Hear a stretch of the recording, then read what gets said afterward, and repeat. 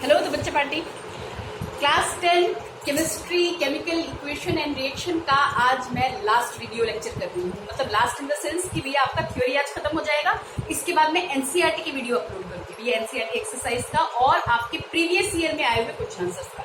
ठीक है, तो लास्ट टॉपिक रह रहा है, फटाफट से देखने की कोशिश करो। मैंने लिख रखा है ताकि आपका वीडियो ज्यादा लंबा ना बने और आपको ज्यादा नहीं देखने की जरूरत पड़े। ठीक है, चलो वेलकम बेटा दी। और आज का हमारा टॉपिक है effects of oxidation in everyday life. अच्छा, हमने लास्ट क्लास में हमने किया था रेडॉक्स रिएक्शन। रेडॉक्स रिएक्शन में मैंने कहा था रिडक्शन एंड ऑक्सीडेशन रिएक्शन, है ना। और उनके मैंने आपको बहुत बढ़िया तरीके से एग्जांपल ले लेके समझा दिए थे in terms of oxygen, in terms of hydrogen, right. आज की क्लास में हम करेंगे कि डेली लाइफ में क्या कहीं पे हमें ऑक्सीडेशन रिडक्शन देखने को मिलता है या एम ही पढ़ लिया? नहीं भैया, डेली लाइफ में देखने को मिलता है। पता है कहाँ पे? Collision of metals. कोलिजन समझते हैं? जंग लगना। हाँ, यही एक फिनोमेना आप ढंग से समझ पाओगे।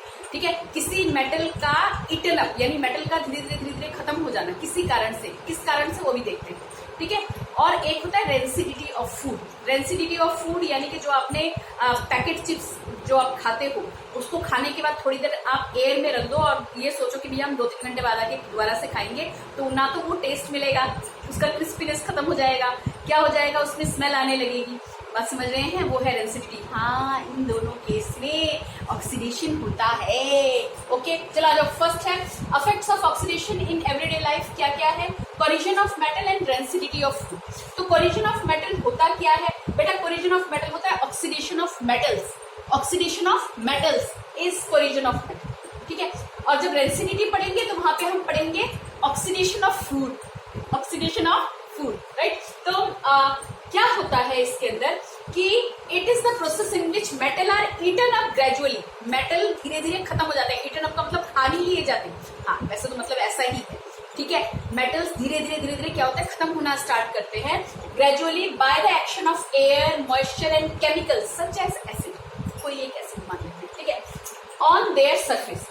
तो भैया कभी तुमने देखा है, अच्छा सुनो, कभी तुम लोगों ने देखा है कि तुम्हारे जो गेट है, लोहे के गेट होते हैं जनरली, एंट्रेंस वाला जो गेट हमारा होता है लोहे वाला गेट होता है। तो लोहे वाला गेट कुछ सालों तक चलने के बाद कुछ भुरभुरा सा हो जाता है। कहने का मतलब वो ना पपड़ियां सी निकलने लगती है ना।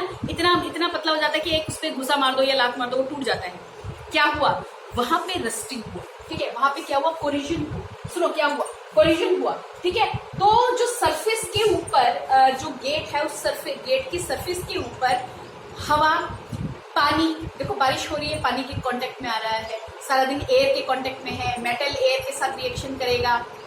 ठीक है, और क्या होगा कि जो एटमॉस्फेयर में जो मॉइस्चर है उसके साथ भी क्या करता है? रिएक्ट करता है, because metals are very reactive, है ना। तो भैया जी यहाँ पे हमने क्या कर लिया, यहाँ पे हमने एक इसका इक्वेशन लिख लिया। इक्वेशन को एज इट इज कर लेना, बट यहाँ पे एक छोटी सी चीज आपको ध्यान रखनी पड़ेगी। हमने यहाँ पे क्या लिया? आयरन लिया। वो सबसे कॉमन एग्जाम्पल है इसलिए लिया। ठीक है, आयरन लिया, और ये एग्जाम्पल कई बार आपसे पूछा जाता है। ठीक है, कोलिजन ऑफ मेटल का एक एग्जाम्पल दे दो पेपर में, अगर आ जाए तो ऐसे लिख लीजिएगा। आयरन लिया, बैलेंस किया हुआ है, ऑक्सीजन और वाटर के साथ क्या कर दिया? रिएक्ट कर दिया। यहाँ पे वाटर मैंने 2 मॉलिक्यूल नहीं लिए, यहाँ पे साथ में क्या लगा दिया? एक्स लगा दिया। एक्स लगाने का मेन कारण क्या है? एक्स लगाने का मेन कारण है कि ये एक्स की वैल्यू ना डिपेंड करती है, वेरी करती है। एक्स की वैल्यू वेरी करती है, चेंज हो सकती है। ठीक है, तो यहाँ पे एक्स लगा दिया। जब ये रिएक्ट करेंगे तो ये क्या बनाता है? ये बनाता है हाइड्रेटेड आयरन 3 ऑक्साइड। ये हाइड्रेटेड आयरन 3 ऑक्साइड जो आप देख रहे हो ना, ये फॉर्मूला, ये रस्ट का फॉर्मूला है, सीधी सी बात, रस्ट। ठीक है, इस प्रोसेस को, जंग लगने की इस क्रिया को क्या बोलते हैं? रस्टिंग बोलते हैं। कुछ ऐसा ही है। हाँ, तो रस्ट हो गया। बात समझ में आ रही है? Iron hydrated iron 3 oxide, hydrated, क्योंकि ये वाटर मॉलिक्यूल लग गया तो वहां पे कौन सा शब्द आ गया? हाइड्रेटेड। ठीक है, iron 3 oxide, iron 3 oxide. Okay, actually ये किसका फॉर्मूला हुआ? रस्ट का। ठीक है, और एक्स की जो अमाउंट है यानी वाटर मॉलिक्यूल जो है ये डिपेंड करता है, ये वेरी करता है, इसलिए यहाँ पे हमने एक्स नहीं लगाया। मल्टीपल ऑफ 2 कुछ भी आ सकता है। ठीक है, अरे हाँ, वही हमने किया है। ठीक है, तो आगे देखिए, व्हेन एन आयरन कम्स, अब होता क्या है इस केस में? हुआ क्या? जब कोई आयरन बहुत लंबे समय तक एयर के कांटेक्ट में आता है, मॉइस्चर के कांटेक्ट में आता है, तो उनकी सरफेस पे क्या होता है? रिएक्शन होना स्टार्ट होता है, ये वाला रिएक्शन होना स्टार्ट होता है। तो यहाँ पे मैंने अलग से लिख रखा है, when an iron comes in contact with air in considerable time. ठीक है, कुछ एक समय में क्या होगा, इट, या तुम लिख सकते हो फॉर सम टाइम, ऐसा भी तुम लिख सकते हो, it converted into with red brown flaky substance. ठीक है, जो ऊपर वाली जो सतह है ना, जो सॉलिड सरफेस है, वो कुछ समय के बाद ना फ्लेकी सब्सटेंस हो जाता है। फ्लेकी यानी फ्लेक्स, पतली पतली सी परत जैसी। ठीक है, फ्लेकी सब्सटेंस में कन्वर्ट हो जाता है, उसी को हम क्या बोलते हैं, रस्ट बोलते हैं बच्चों। क्या बोलते हैं, रस्ट। ये जो flaky substance red brown colour का जो होता है ना, सब्सटेंस जो बनता है पपड़ी से, उसे हम क्या बोलते हैं, रस्ट। और इसी प्रोसीजर को, यानी कि आयरन के इस तरह से फ्लेक बनने के प्रोसीजर को ही हम क्या बोलते हैं, रस्टिंग ऑफ आयरन। बोलो बच्चा, समझ में आया? अब रस्टिंग से बचाने के लिए अब ना कुछ टाइम बाद, जैसे रस्टिंग की बात हम कर रहे हैं लोहे पे, तो जो ओवरब्रिज वगैरह बने हुए होते हैं ना, कुछ सालों बाद उनको नॉन सुटेबल घोषित कर दिया जाता है कि अब इसके ऊपर से नहीं जाया जाएगा, दोबारा से पुल बनाए जाते हैं। क्यों ऐसा होता है? क्योंकि वहां पे रस्टिंग की वजह से अंदर लगने वाला जो सरिया या लोहा होता है, वो क्या होता है, पिघलना शुरू होता है, खत्म होना शुरू होता है। बात समझ में आ रही है? ठीक है, अच्छा जी। तो रस्टिंग से बचाने का क्या तरीका है? कुछ तो हमने कॉमन छोटी छोटी क्लासेस से पढ़ा हुआ है। रस्टिंग से बचाने का तरीका क्या है? हर साल गवर्नमेंट लाखों लाखों खर्च करती है इसके ऊपर। ठीक है, तो रस्टिंग से बचाने का तरीका क्या है? पेंटिंग कर दो, गैल्वेनाइजेशन कर दो। अच्छा, मैं पॉइंट्स लिख देती हूँ। ठीक है, रस्टिंग हो गया यानी खत्म हो जाएगा बड़ी जल्दी, तो उसको बचाने का भी तरीका है प्रिवेंशन फ्रॉम रस्टिंग। 2-3 पॉइंट्स में लिख देती हूँ, लिख लो इसको, यहाँ से नोट डाउन कर लो। तो बच्चों मेरे ये पॉइंट्स जरा लिख लो, अगर हल्का सा दिख रहा है बोर्ड पे तो अब मैं आपको बताती हूँ, लिखिए। अच्छा, कोलिजन से बचाना है, ठीक है ना। तो आयरन की सरफेस के ऊपर कुछ ऐसा लगा दो जो डायरेक्ट आयरन जो है वो किसके कांटेक्ट में ना आए, एयर के कांटेक्ट में ना आए, है ना।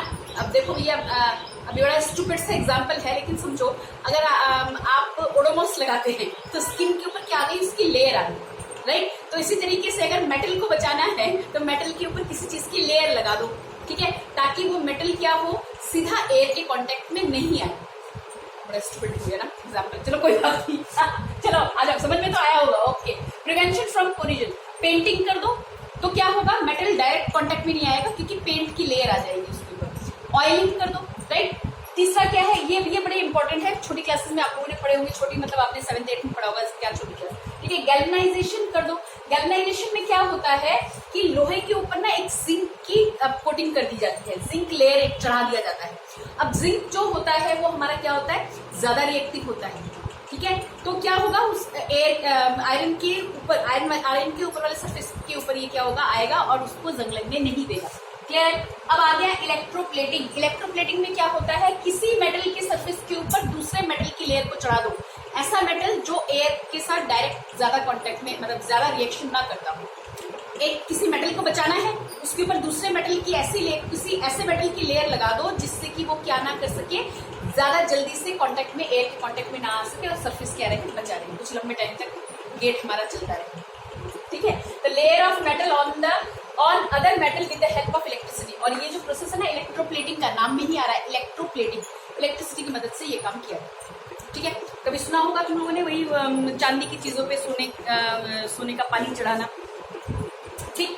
अच्छा, अब कौन सा बच गया, अब बच गया हमारे पास रेंसिडिटी ऑफ फूड। यहाँ पे ऑक्सीडेशन हो रहा है, लेकिन ऑक्सीडेशन किसका हो रहा है, फूड का हो रहा है। और फूड भी क्या, जिस ऑयल से बना हुआ है उस ऑयल के साथ ऑक्सीजन रिएक्ट कर रहा है। लिख ले फटाफट से, यहाँ से नोट डाउन कर लीजिएगा, मैं लिख देती हूँ।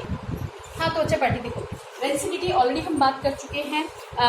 रेंसिडिटी का मतलब होता है जो खाने में जो ऑयल या फैट यूज हो रहा है, वो ऑयल सीधा क्या करेगा, ऑक्सीजन के साथ रिएक्ट करेगा, यानी ऑयल्स और फैट्स ऑक्सीडाइज्ड हो जाएंगे। ऑयल्स और फैट्स क्या हो जाएंगे, ऑक्सीडाइज हो जाएंगे, जिसकी वजह से जो खाने का स्मेल है वो बड़ा गंदा सा, मतलब जो स्मेल होती है, महक जो होती है ना, बड़ी गंदी सी महक हो जाएगी और खाने में भी वो टेस्टलेस हो जाएगा। इसी प्रोसेस को, इसी ऑक्सीडेशन होने के बाद जो ये अनप्लीजेंट स्मेल और टेस्ट मिलता है ना, इसी प्रोसेस को हम क्या बोलते हैं, रेंसिडिटी ऑफ फूड, ठीक है, ठीक है। तो रेंसिडिटी क्या है, the condition produced by aerial oxidation. Aerial oxidation यानी कि जो हमारे सराउंडिंग में जो ऑक्सीजन प्रेजेंट है उसी के साथ क्या कर जाएगा, रिएक्ट कर जाएगा, ठीक है। Aerial oxidation of fat and oils in the food marked by. अब मार्क्ड बाय मतलब, इसका मतलब ये कि जिसकी पहचान कैसे होती है कि भैया वो खाना हमारा सड़ गया है या टेस्टलेस हो गया है, कैसे पता चलता है कि इसमें उसकी स्मेल अलग हो जाएगी, उसका टेस्ट भी क्या हो जाएगा, गंदा सा टेस्ट हो जाएगा, ठीक है, मजा नहीं आएगा, क्रिस्पीनेस नहीं रह जाएगी, पिलपिला सा हो जाएगा, अजीब सा हो जाएगा, है ना। The condition produced by aerial oxidation of fat and oil in food. Marked as unpleasant smell and taste is called rancidity. ठीक है, ओके। मार्क का मतलब समझे ना, यहाँ पे मैंने क्या लिखा, मार्क मतलब जिसका पता हमें कैसे चलेगा, उसकी महक से और उसके टेस्ट से पता चल जाएगा कि भैया फूड तो गया। ठीक है, अब इससे बचाने के क्या तरीके हैं? 2 तरीके हैं। एक तरीका मैंने लिखा है, दूसरा तरीका लिखती तो शायद नीचे हो जाता, मुझे ऐसा लग रहा था, पर देख पहला एक तरीका देखो। रेंसिडिटी बचाने के लिए हम क्या करते हैं कि ऐसा फूड जिसमें हमारे पास फैट्स एंड ऑयल्स प्रेजेंट है उसमें एंटीऑक्सीडेंट्स मिलाते हैं। क्या मिलाते हैं? ऑक्सीजन के साथ रिएक्ट ना करें, क्या मिलाते हैं? एंटीऑक्सीडेंट्स मिलाते हैं। एंटीऑक्सीडेंट्स क्या होते हैं? कुछ केमिकल होती हैं जो ऑक्सीडेशन नहीं करवा सकती, यानी ऑक्सीडेशन को ना हो उसमें मदद करता है कि ऑक्सीडेशन ना हो जाए। इसमें क्या करता है? Prevention by adding antioxidants. Okay, दो कॉमन नेम है इसमें जो आपके कोर्स में है, इसलिए मैंने लिखा है यहाँ पे BHA एंड BHT। BHA क्या है? Butylated hydroxy anisole, and BHT क्या है? Butylated hydroxy टॉलीन।